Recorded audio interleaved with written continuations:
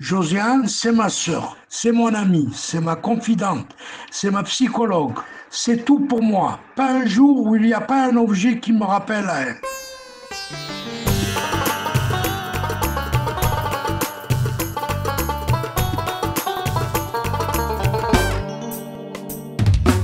Adoré par sa belle-mère, aimé par ses belles-filles, chose qui est rare aujourd'hui.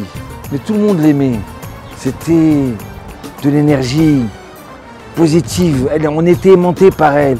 On était bien à côté d'elle. Je vais vous raconter une histoire. Elle avait 30 ans.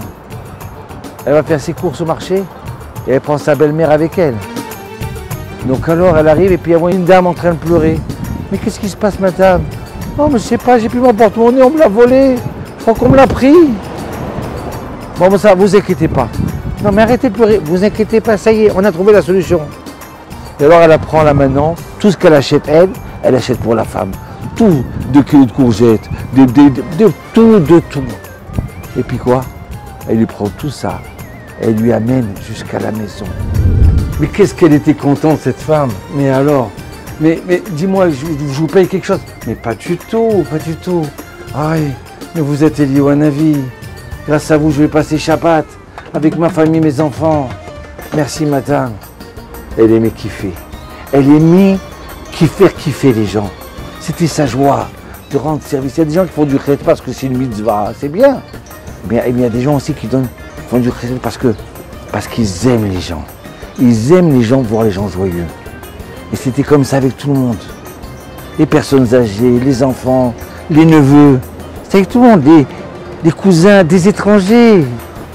On est dans les années 60, d'accord? Et ils sont arrivés à Marseille, de Constantine. Et voilà qu'il y a un des premiers Israéliens, un marin, qui arrive à Marseille. Il ne savait pas où aller, où manger. Mais ça y est, c'était tout trouvé. Il habitait chez nous. Il mangeait chez nous, il s'habillait chez nous. Il n'avait plus de soucis, c'était sa maison. Elle grandit chez ses grands-parents, Mémé Bika. Une femme posée, tranquille, avec beaucoup d'émouna, de foi, avec un sourire silencieux. Elle transmettait la paisibilité. Pépé Sassi, c'était l'homme qui courait pour aider les pauvres. À 14 ans, elle retourne chez ses parents. Sa mère, Madeleine, c'était la gentillesse même, la joie de vivre sur son visage. Et elle, Josiane, elle aimait rire. Elle aimait faire rire les autres. C'était la simcha, avec tous ses amis, avec tout le monde. À 16 ans, 17 ans, elle rencontre son mari, futur mari, Léon Chaim Attali. Et là, c'est l'amour fou, c'est le cadeau du ciel. Avec sa copine Colette, voilà, il se prépare pour le mariage, lui il rentre à l'armée. À 18 ans, elle travaille à la caserne, dans l'armée française. Le jeudi, Monsieur Fernand Cohen, est-ce que vous avez la tzedaka pour les pauvres de Constantine? Elle ramassait, comme son grand-père Sassi, comme sa grand-mère. Et là, c'est la catastrophe. Un obus explose sur son visage, presque mort. Il ne voit plus. C'est devenu un infirme. Son monde, il s'est entièrement effacé. Il n'y a plus rien. Les parents ne veulent plus du mariage. Et là, elle se bat. Elle se bat et elle les force à se marier. Elle redonne la joie de vivre à son mari. Elle lui redonne la lumière et lui, il lui a rendu 1 million de fois plus. Tout Constantine, il pleurait le jour du mariage. Quelle émouna, quelle force, quelle grandeur. Deux géants, ils se sont rencontrés. Chacun, il a construit l'autre. Josiane, elle a construit Léon, mon père, Chaim. Et Léon, Chaim, il a construit Josiane, ma mère. Ben voilà, c'est devenu une famille géniale. Ils aident tout le monde, mon père aide tout le monde, fait du travail, donne du travail à tout le monde. Ma mère aussi. Mon frère Philippe, Joël. Une famille parfaite. Grâce à Dieu, j'avais une cinquantaine de tontons. Tout le monde était mon tonton. Tout le monde voulait s'approcher de mes parents. Tout le monde était attiré par mes parents. On est de sa portée bonheur. Ma mère, elle disait souvent, mes enfants, je vous adore.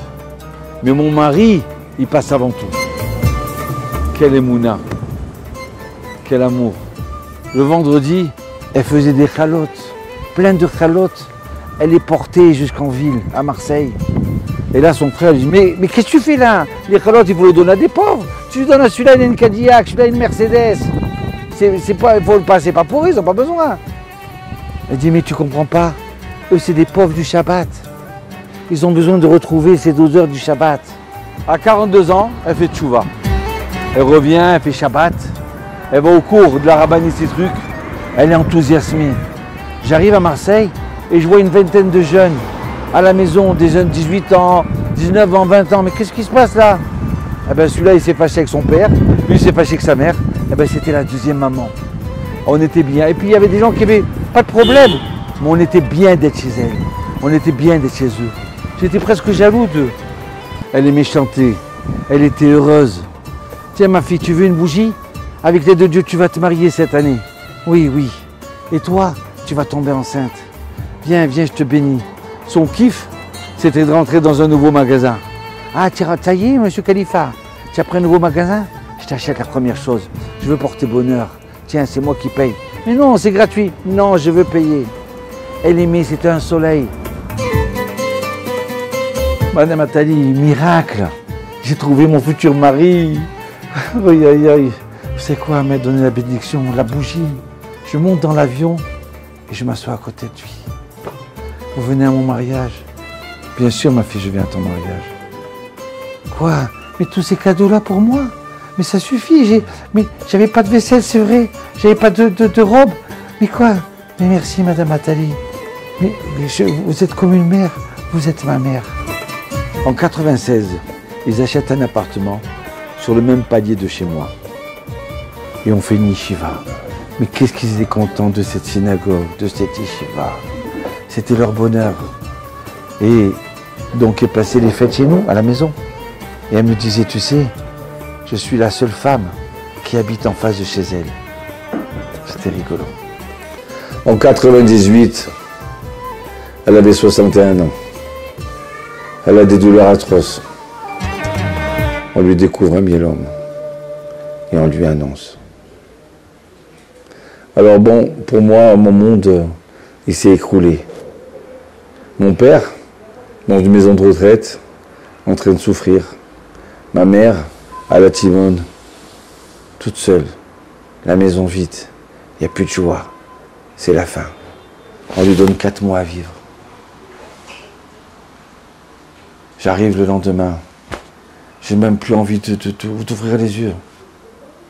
Et je rentre et je vois ma mère, toute belle, toute maquillée, toute souriante. Je dis, maman, je vous dis, mais je n'ai pas compris là. Qu'est-ce qui se passe? Elle me dit non, toute timide, elle me dit non, c'est juste le rabbin qui est venu visiter les malades. Hier, il m'a parlé, il m'a réconforté, il m'a dit ça va aller. Et alors, ben, je veux lui montrer que ça m'a aidé. Je veux qu'il soit content. Et là, je verse une larme. Mais c'est quoi? C'est pas une femme, c'est un ange.